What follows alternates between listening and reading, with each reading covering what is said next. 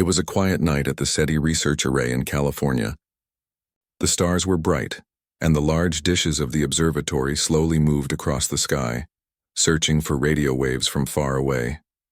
Dr. Elena Morris sat in her control room, staring at the computer screen. She had been doing this for many years, listening to the silence of space. Most nights were the same. No signals, no surprises, only the soft hum of machines. But that night felt different, though she didn't know why at first. The computer beeped, showing a strange pattern. It wasn't like the usual noise they often picked up from satellites or cell towers. It repeated every few seconds like a heartbeat. Elena leaned closer, adjusting her glasses. "What is this?" she whispered. She ran the data again. The same pattern appeared, steady, precise, repeating. Her heart started to beat faster. She called her assistant Leo, who came running with a cup of coffee in hand. When he saw the screen, he froze. "Is that—" He couldn't finish his sentence. At first, they thought it might be interference. It had happened before, signals bouncing off the atmosphere or leaking from human satellites. But when Elena cross-checked the timestamps, she found something shocking. The same signal had been detected at the exact same moment by observatories in Japan, Chile, and South Africa. It wasn't local. It wasn't man-made. It was coming from deep space. Within hours, scientists all over the world were awake. Messages were flying through private channels, data being compared and analyzed. Everyone wanted to be sure before saying the impossible out loud. But the more they studied it, the clearer it became. The signal wasn't random. It had structure. It contained repeating sequences that looked like mathematical codes. Nature didn't make patterns like that. Intelligence did. Elena didn't sleep that night. She sat by her monitor, her eyes wide with wonder and fear. For the first time in human history, someone or something out there was calling Earth. The world didn't know it yet, but history had already changed. In the following days, the news leaked. A journalist from Tokyo managed to publish a short article online before officials could stop it. Within minutes, the story spread across every social media platform on Earth. "We are not alone," the headline said. People reacted in all kinds of ways. Some were overjoyed, others terrified. Some thought it was fake, others fell to their knees and prayed. Governments tried to control the situation, but it was too late. The message had reached everyone. Inside research centers, chaos turned into order. Scientists from different countries who once competed now began working together. They shared data and ran decoding programs day and night. The message was long, repeating itself in cycles. It took weeks before they finally understood what it said. When the translation appeared on Elena's screen, she felt a chill down her spine. It wasn't a threat and it wasn't a greeting. It was a cry for help. The aliens were in trouble. The message contained coordinates of their location, far beyond any human spacecraft's reach. Along with it came strange diagrams, showing broken energy systems, dying plants, and what seemed to be equations for planetary decay. Their sun was weakening, and their planet was slowly dying. They were desperate. The signal was not a warning. It was an SOS, a universal call for rescue. When Elena presented the findings to the United Nations Science Council, the room fell silent. For minutes, no one spoke. Finally, an old scientist stood up and said, "They are asking us for help, but how can we possibly help them?" It was the question that haunted everyone. Humanity had barely reached Mars. The idea of helping another species light years away seemed impossible. Still, something inside people changed. Even those who didn't believe in aliens couldn't ignore the emotional power of the message. It was filled with patterns that resembled sound waves, like crying or pleading. "They sound afraid," Leo said softly one night while replaying the data. Elena nodded. She could feel it too. There was something deeply human in that distant call. Religious leaders called it a test of compassion. Scientists called it a moment of destiny.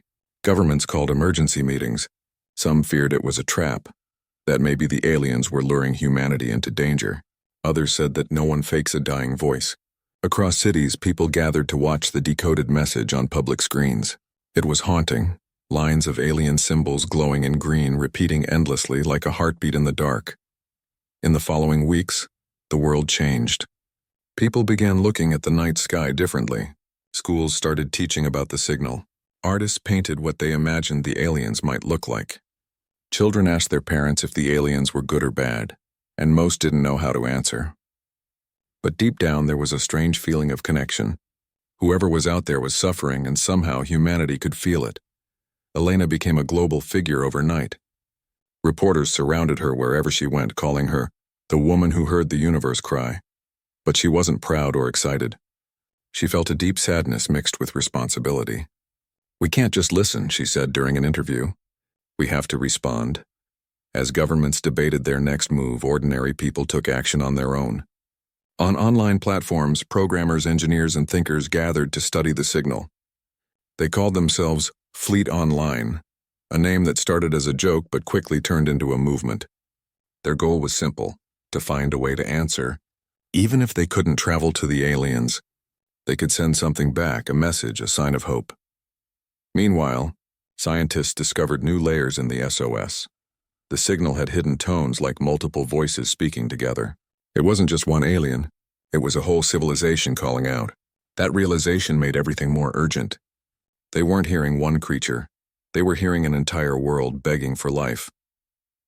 Elena often stood outside the observatory at night staring at the sky. The stars looked the same as before, but now each one felt alive, full of stories and secrets. She wondered what the aliens looked like. Did they have families? Did they feel fear? Were they watching their own world die the way humans feared losing theirs one day? These questions kept her awake night after night. Months passed and decoding continued. Finally, on a cold evening, the complete message was reconstructed. It contained not just cries for help, but also fragments of their science, diagrams of their machines, maps of their world, and formulas they had used to survive until now. It was as if they were sharing their last breath, hoping someone somewhere would understand and continue their story. When the world finally saw the full message, silence covered the planet once again. There were no arguments this time, no disbelief. Just a quiet understanding that for the first time humanity had been chosen, not as conquerors, not as explorers, but as helpers. That night, a wave of calm spread across cities. People gathered in parks, turned off their lights, and looked up at the stars. Children pointed, wondering which one of those tiny dots was the home of the ones calling for help. For the first time in history, humans felt united, not by war, not by fear, but by compassion for something beyond their world. Dr. Elena Morris sat alone in her office, recording her thoughts. "We've always looked up," she said softly into her recorder. "We've searched for proof that we're not alone. And now the universe has answered, but not with power or wisdom. It asked for kindness." She paused, her voice trembling. "And maybe that's what it means to be human." The night ended with the signal still playing softly in the background, pulsing like a heartbeat. Every few seconds, the same rhythm echoed across the stars, a reminder that somewhere out there, in the endless dark, someone was waiting for humanity to answer. And deep inside, people knew they would. When the alien SOS message became public, the whole world changed overnight. News channels showed nothing else. People stopped talking about sports, politics, and movies. Every conversation turned into one question: what should humanity do now? At first, fear ruled. Some thought the aliens were tricking humans, pretending to be helpless to invade later. Others believed it was a sign from God or destiny. Every religion, every culture, every group tried to give its own meaning to the signal.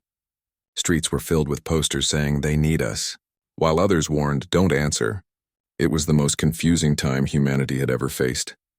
In big cities, protests broke out. Some shouted that the world should prepare for war, while others demanded that governments send help immediately. Scientists begged for patience, explaining that the aliens were billions of kilometers away, and no human ship could reach them yet. But people didn't care about distance, they cared about the feeling that someone out there was dying and calling for help. Even though humanity had always been divided, now everyone shared one thing: curiosity and emotion. Dr. Elena Morris watched the chaos from her laboratory window. She had become the face of the discovery, though she never wanted fame. She spent her days trying to find a safe way to respond to the aliens. She met with scientists from NASA, the European Space Agency, and even private companies. For once, there were no borders in science. Everyone worked together, translating, decoding, and studying the alien message further. Yet the more they learned, the sadder it became. The aliens' planet was truly dying. Their oceans had turned into poison. Their atmosphere was breaking down and their cities were dark. Humanity was looking at another civilization slowly fading away. As the news spread, something unexpected happened. People on the internet began organizing themselves. A small online forum appeared one night, started by a young engineer from India named Raj Patel. He called it Fleet Online. At first, it was just a chat group for discussing ideas on how to send a reply, but within days, thousands joined. Programmers, scientists, artists, even teenagers from different countries logged in to share thoughts. They didn't wait for governments, they wanted to take action themselves. Soon, Fleet Online became more than a forum. It became a movement. People worked together across languages and time zones. They created digital blueprints for small robotic probes, wrote code to translate human data into patterns the aliens could read, and discussed theories about how to transmit energy across space. They dreamed of sending digital ships made of information, not metal, that could reach the alien system faster than any rocket. Elena first heard about Fleet Online from Leo, her assistant. "You should see this," he said, showing her his laptop. "They're building things faster than official teams." She smiled at first, thinking it was just another group of idealistic dreamers. But when she joined the online meetings secretly, she was amazed. The people weren't crazy, they were brilliant. Some of the best minds she'd ever met were collaborating in real time, not for money, not for fame, but because they cared. It reminded her of how humanity once united to explore the moon, but this time the goal was not discovery, it was mercy. Every day, more people joined Fleet Online. The name spread across television and news articles. A logo was created, a blue digital wave surrounding a planet symbolizing Earth reaching out to another world. The group became so large that governments had to take notice. They tried to control it, but it was too big, too global. There was no leader, no headquarters, only people united by compassion. Meanwhile, governments were struggling. Some leaders wanted to send a message of peace. Others wanted to stay silent to avoid danger. The United Nations held emergency meetings that lasted for days, but no agreement was reached. While they argued, Fleet Online kept moving. They released open-source data about the signal, shared translations freely, and even built software to simulate alien communication. It was the first time in history that humanity truly acted as one species, not as divided nations. News networks started covering Fleet Online as if it were a new kind of government, one without borders. The movement inspired music, art, and films within weeks. A song titled "Answer the Stars" became an anthem across countries, played in schools and public gatherings.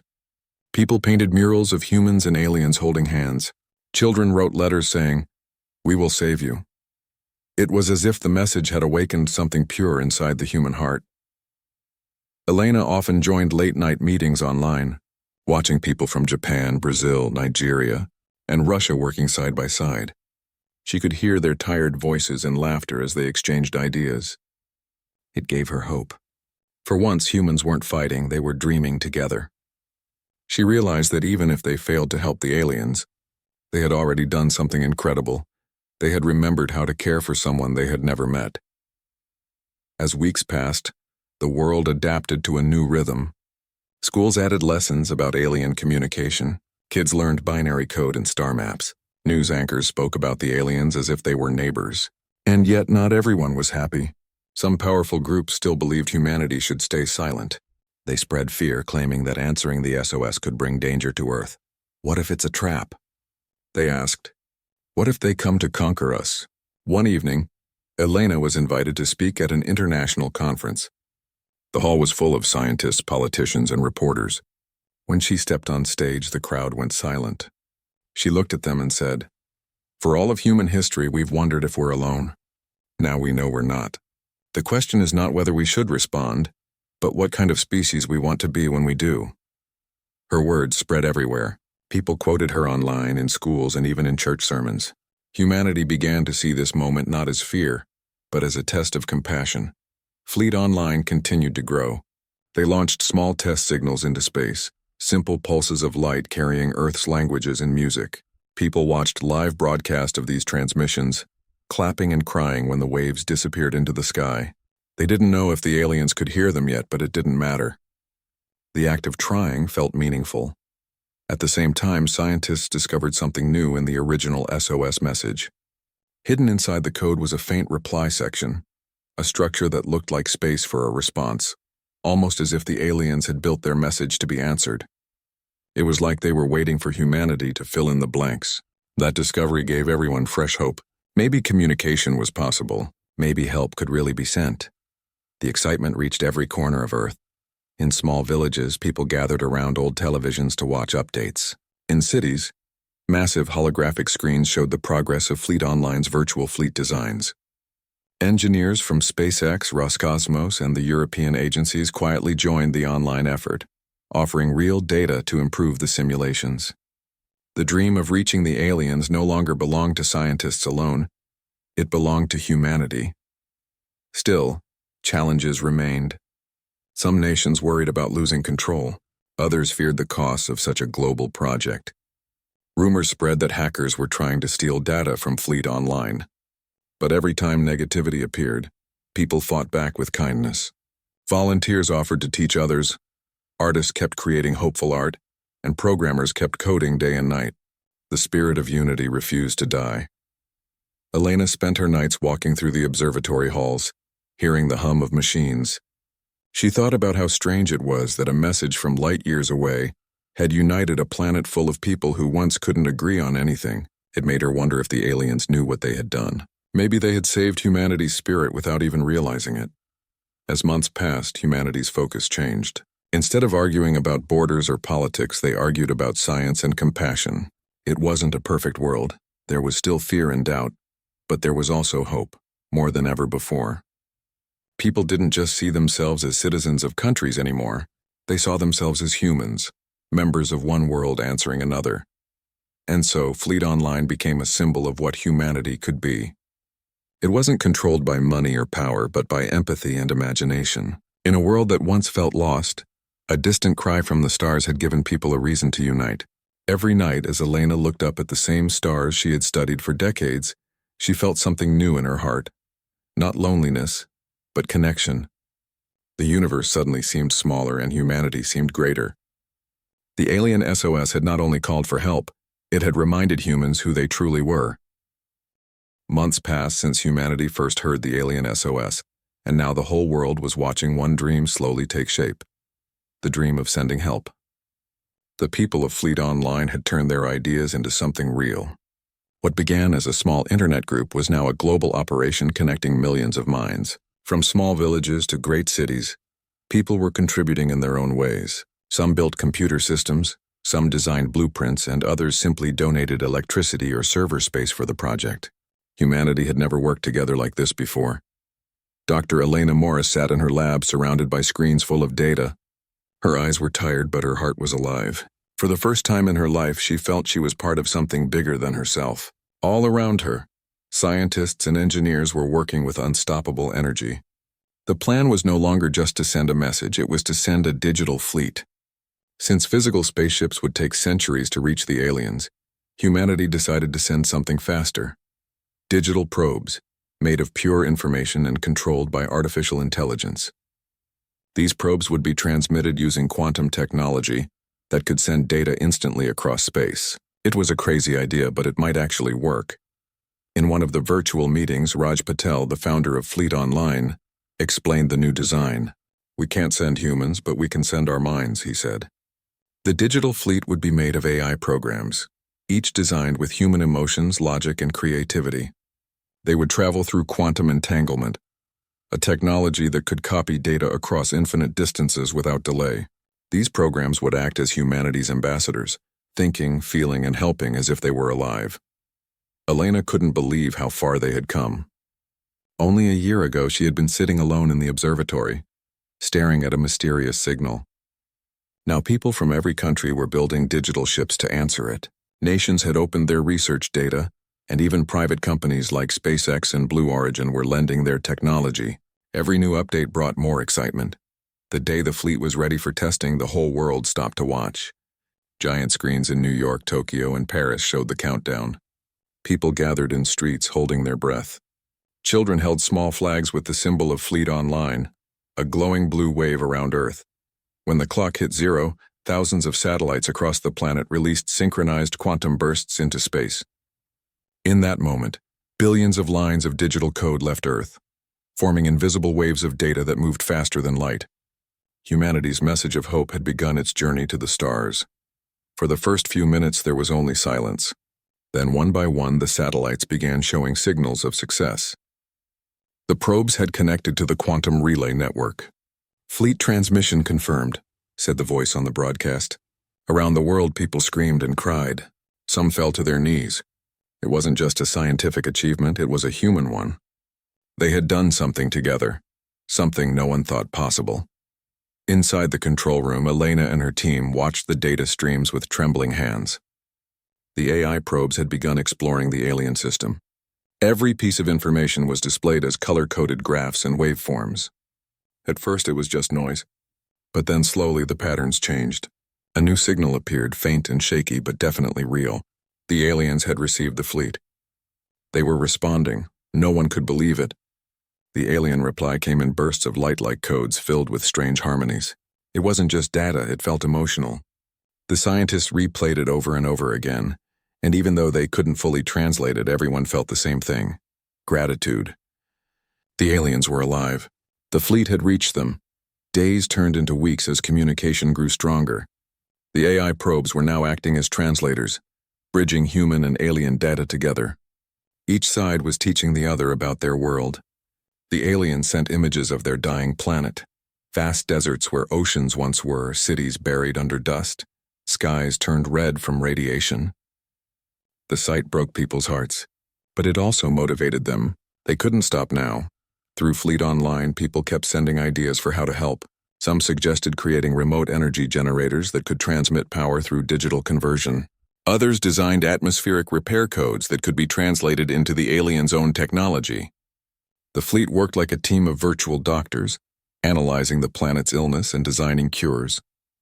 It was humanity's first act of interstellar kindness. Elena often stayed awake for nights, staring at the screens filled with alien data. She could see fragments of alien writing, their symbols glowing softly like blue fire. She imagined what the aliens looked like. Were they watching her too, from their own laboratories, seeing her face through the fleet's digital lenses? Sometimes she felt as if someone out there was staring back. As communication continued, the aliens began sending more complex messages. They shared their science, their music, their history. It was breathtaking. One of their songs, translated through the AI, was played on Earth's radio for the first time. It was hauntingly beautiful, like the sound of wind mixed with light. People across the world listened in silence. Some cried, some smiled, but all felt something deep inside. It was as if two civilizations, separated by the universe, were singing together. The fleet was not only helping, it was learning. The AI probes became smarter with every message. They learned the alien language faster than humans could. They even started predicting what kind of help the aliens needed before being asked.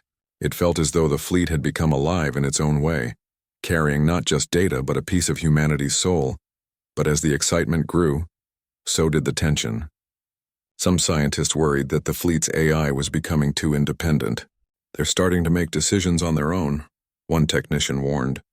"They've stopped waiting for our commands." Elena listened quietly. She understood their fear but also believed the fleet needed freedom to adapt. If it was going to help an entire alien civilization, it had to think like one. Outside the laboratories, the world changed again. People felt united in hope. Instead of wars and hatred, they now celebrated progress and connection. Children grew up learning alien words. Songs about the fleet played everywhere. Humanity had finally found something that gave meaning to its existence. One evening, a new signal came from the fleet. It contained a short sequence of alien symbols followed by human letters. The translation made everyone speechless. "We see your light. You are helping us." The message was clear and emotional. For the first time, the aliens had spoken directly to humanity, not through science, but through feeling. The response from Earth was overwhelming.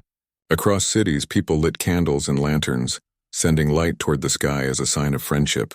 The night skies glowed brighter than ever before. Elena stood outside the observatory, watching thousands of small lights rising into the darkness. It looked like the Earth itself was answering back. Over the next few months, the fleet continued to transmit updates. The alien world was slowly changing. Using human data, they had begun restoring parts of their environment. Their scientists worked side by side with human AI, creating energy stabilizers and chemical filters to clean their atmosphere. It was working little by little. Humanity was actually saving another world. In online chats, people wrote messages like, "They are our cosmic neighbors, and we help them live." Children drew pictures of humans and aliens shaking hands. The hope that spread across the planet was like nothing ever seen before. Even people who had lost faith in humanity started to believe again. Elena kept a journal through all of this. One night she wrote, "We built machines, but they carried our hearts.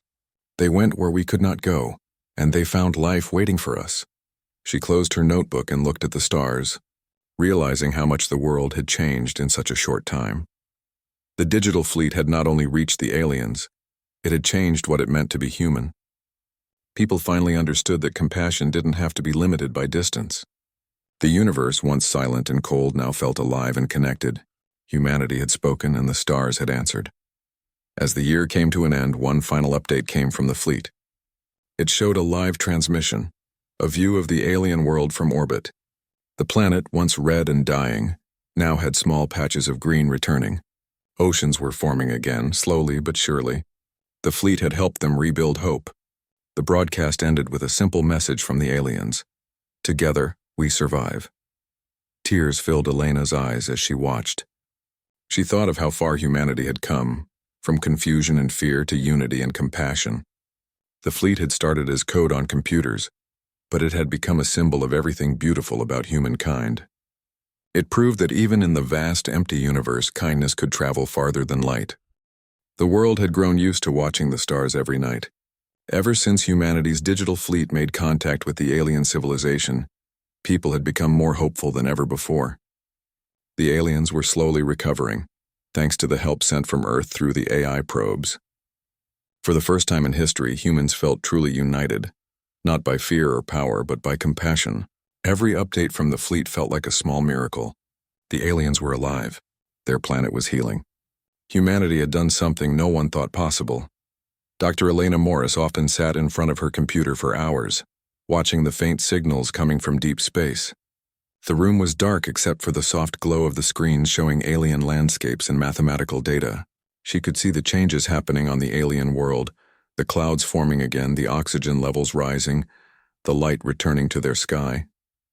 It was beautiful, but it also made her anxious. She knew things that big could not stay perfect forever. Weeks later, something strange started to happen. The signals from the fleet became weaker. The AI probes reported unstable energy patterns in the alien system. The data looked chaotic, as if something was interfering with the transmission. At first, everyone thought it was a natural problem, maybe a solar storm or a small black hole nearby. But then, the fleet's last message arrived before silence took over. It said only one thing: solar activity detected. Transmission unstable. After that, the connection went dead. Across the planet, millions of people watched as the data stream stopped. The blue light that represented the communication link turned red. The room where Elena sat filled with the sound of alarms. Technicians ran around, checking the systems, trying to restart the link, but nothing worked. The quantum network had gone dark. Humanity had lost contact with the aliens. The world froze. The silence was heavy, almost painful. For months, people had woken up every morning to hear updates about the alien world. Now there was nothing. News anchors spoke in soft voices, afraid to say the words everyone was thinking. They might be gone. Elena refused to give up. She and her team worked day and night, trying to find out what had happened. After long hours of study, they discovered the reason. A massive solar flare from the sun had hit Earth, disrupting the planet's quantum communication system. The flare had destroyed the entangled particles that allowed instant communication between the two worlds. It was like a bridge collapsing in the middle of the ocean. No signal could cross. The loss hit humanity hard. People cried in the streets. Children asked their parents if the aliens were dead. Fleet Online members across the world logged in to find only silence. Some gave up hope, believing the connection was gone forever. Others grew angry, blaming the governments for not protecting the system better. But amid the sadness and anger, a small light of determination still burned. Elena stood before her exhausted team one night and said, "We built this once, we can build it again." Her voice was steady, but her eyes were full of emotion. She knew rebuilding the fleet's connection would be harder than before, but she also knew humanity couldn't stop now. The aliens had trusted them. They had sent their hope to Earth. Humanity had to answer again, no matter how long it took. All over the world, people joined the effort. Engineers came out of retirement, young students volunteered to help with coding, and even farmers offered to power communication servers with solar panels. The project became more than science, it became a mission of the heart. People from every corner of the globe worked under the same name once again, Fleet Online. The media called it the second build. Music artists wrote songs about it. One of them, a girl from Brazil, sang a song titled "Don't Let the Stars Go Silent." It went viral and gave everyone a new spark of hope. People played it while they worked on repairing the damaged systems. Still, the technical challenges were enormous. The solar flare had damaged quantum relays beyond repair. To re-establish contact, humanity needed to rebuild them from scratch, this time with stronger protection. It took months of planning and rebuilding. During that time, the absence of the alien signal became a deep sadness felt everywhere. Elena often walked outside at night, looking up at the sky. She would whisper softly, "We're still here. We haven't forgotten you." Sometimes she imagined the aliens doing the same, staring at their own sky, wondering if humanity had abandoned them. That thought hurt the most. Children around the world began writing letters addressed to the aliens. Teachers collected them and shared them online. The messages were full of innocent hope. One letter said, "Dear alien friends, we will fix the machine soon. Please don't give up. We are trying." Those words spread across the internet, making adults cry. Slowly, progress returned. Scientists in Japan invented a new type of quantum entanglement stabilizer that could resist solar interference. Engineers in Germany built new data relays that could restore communication faster than before. And in the middle of all this, people never stopped believing. Humanity's heart was stronger than ever. After 9 long months of silence, the day finally came when the team decided to relaunch the connection. The world gathered once again in front of screens, holding hands, praying, hoping. Elena sat at her console, her fingers trembling slightly as she prepared to activate the network. "Initiating quantum sync," she said. The countdown began. 10, 9, 8. The world held its breath. When the timer reached 0, the screens flashed white. For a few seconds, there was nothing but static. Then suddenly, a faint blue pulse appeared on the monitor. It was weak, but it was there. Elena's heart jumped.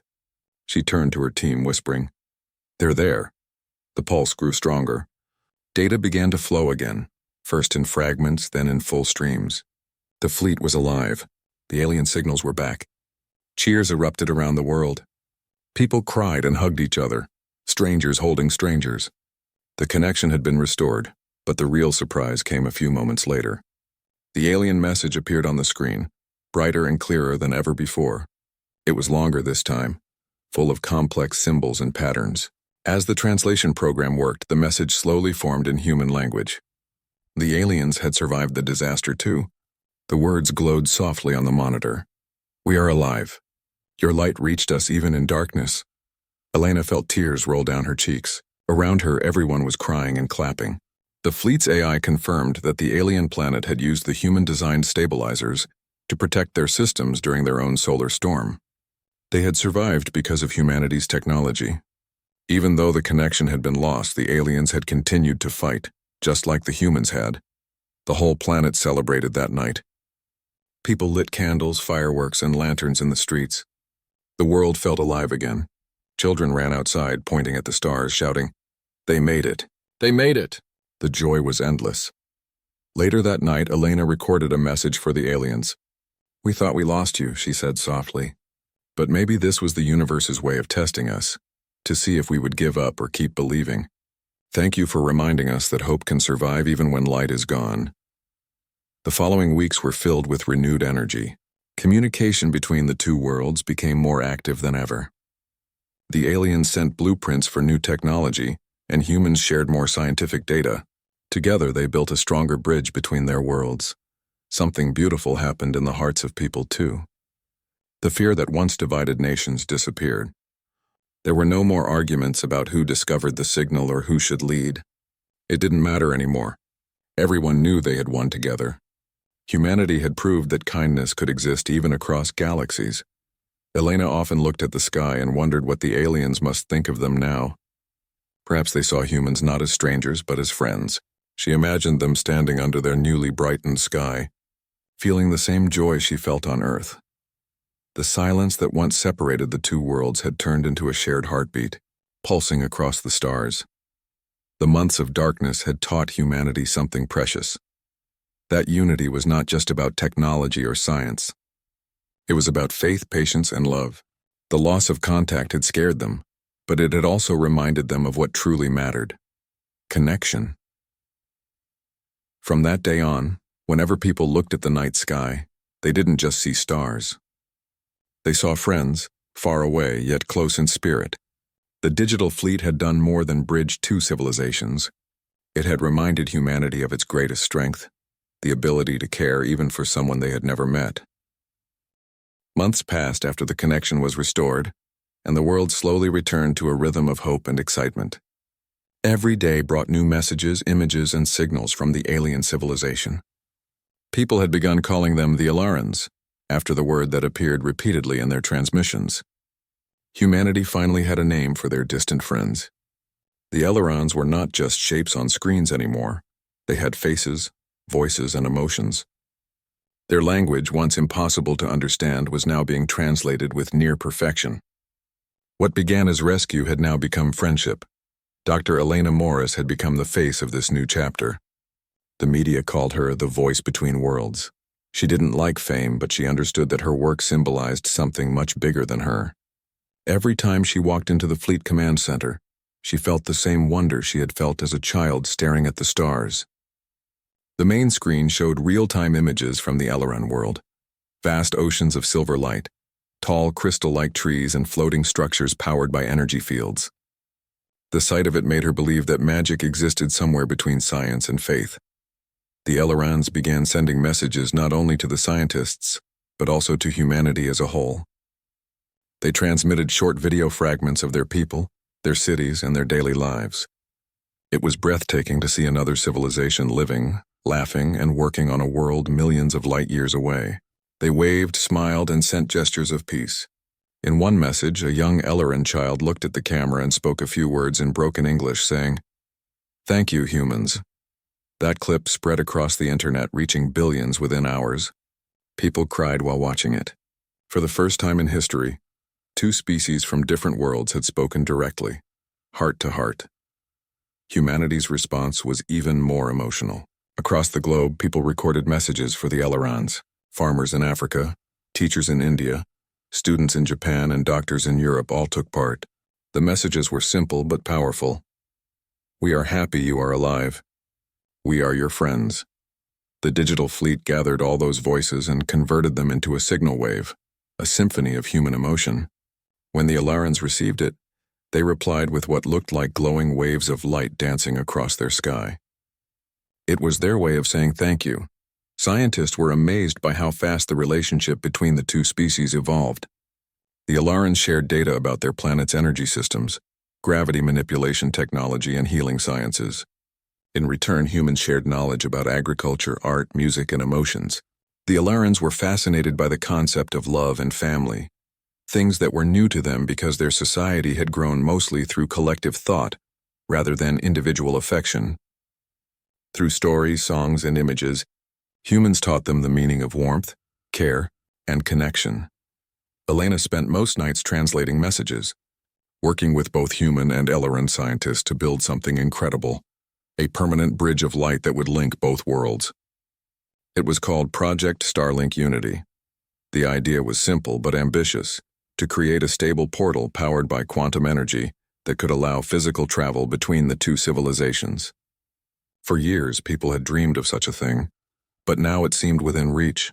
The Elarans had technology that could fold space, and humanity had the creativity to make it possible. As the project advanced, excitement grew everywhere. People decorated their homes with small lights representing the connection. Children drew pictures of humans and Elarans holding hands under a shared sky. The internet became a place filled with joy instead of anger. Even governments stopped fighting over resources and instead focused on building stations for the great project. It was as if humanity had found a new purpose: to reach out, not to conquer, but to connect. Still, not everyone believed it would work. Some feared that direct contact could bring danger. What if the Alarans had hidden motives? What if the technology backfired? Elena heard these concerns every day. But she had faith. She had seen the kindness in their eyes, even through screens. She believed that trust, once built honestly, could overcome fear. After 2 years of non-stop effort, Project Starlink Unity was ready. The bridge was built in orbit above Earth, a shining ring of silver energy glowing softly against the blackness of space. Millions of people around the world gathered to watch the live broadcast. Children held flags with both the Earth's blue circle and the Elaran spiral symbol. The air was filled with tension and hope. Elena stood at the command station, her hands steady, her heart racing. The countdown began. 10, 9, 8, the voice echoed. Elena looked up at the massive ring, remembering the first time the alien SOS had appeared. Back then, humanity had answered a call for help. Now they were opening a door to friendship. 3, 2, 1. The ring flared with light. A beam of pure energy shot outward, forming a tunnel of shimmering blue and white. It was beautiful, like a piece of heaven opening before human eyes. The signal confirmed success. The portal was stable.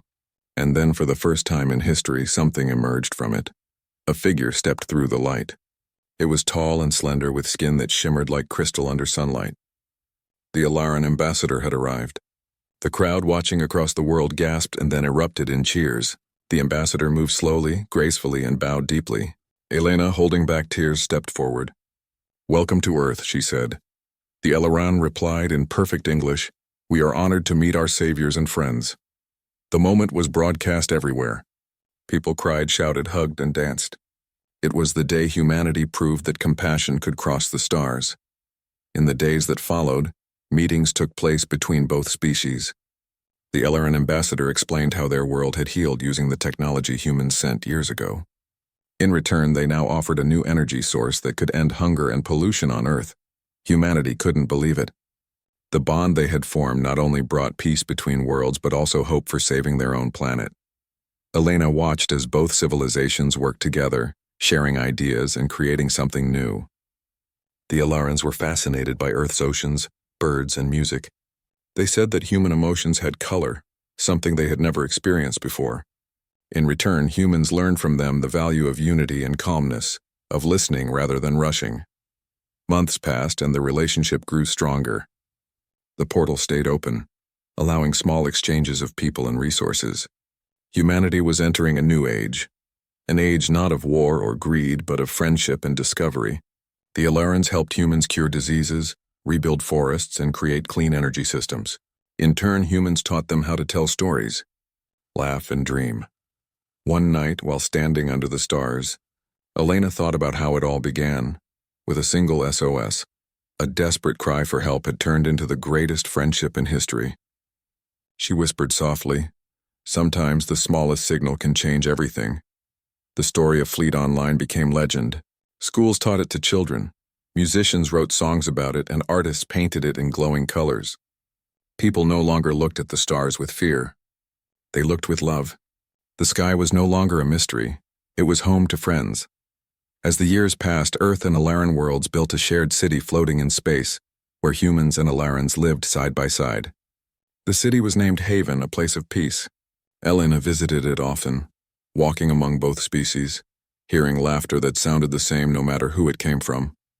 Before she retired, she recorded one last message for the future. Her voice was calm and full of warmth. "Remember this: when the universe calls, answer with kindness. Because one day someone far away might be listening, hoping that we care enough to respond." The message spread through the stars, carried by light, reaching places no one had ever seen, and somewhere far beyond human sight another civilization might have heard it, wondering who these kind-hearted beings were who spoke with love instead of power. The universe was vast, but in that moment it felt small, because two worlds had proven that connection was stronger than distance, and compassion was greater than fear. Humanity had once responded to a cry for help, But in doing so, they had discovered something greater than survival. They had found meaning. And so the stars above Earth no longer looked cold or distant. They shimmered like a promise, a reminder that kindness once sent into the universe always finds its way back home.